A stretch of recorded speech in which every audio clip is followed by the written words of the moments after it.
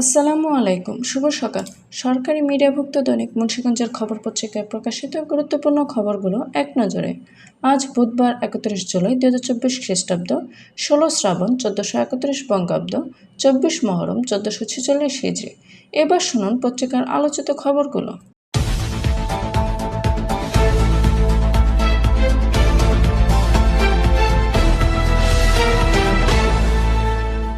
বিচার বিভাগীয় তদন্ত কমিটির জন্য বিদেশি প্রযুক্তিগত সহায়তা নেওয়া হবে। প্রধানমন্ত্রী নির্বাহী আদেশে জামায়াত শিবিরকে আগামীকালের মধ্যে নিষিদ্ধ করা হবে।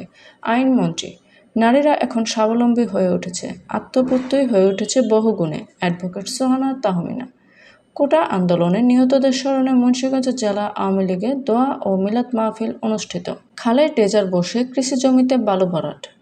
শ্রীনগরে গড়ে উঠেছে বিষাক্ত সীসা গালানোর কারখানা।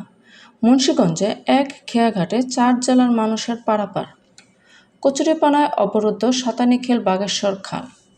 দৈনিক মুন্সিগঞ্জের খবরে সংবাদ প্রকাশের পর দুপুরে অবৈধ বালু উত্তোলন বন্ধে ব্যবস্থা নিয়েছে প্রশাসন। পশ্চিমাল দিয়ে যাতায়াতের রাস্তায় খনাখন্দ ও জলাবদ্ধতা। মুন্সিগঞ্জে কোটা সংস্কার আন্দোলনে নিহতদের স্মরণে দোয়া ও মিলাদ।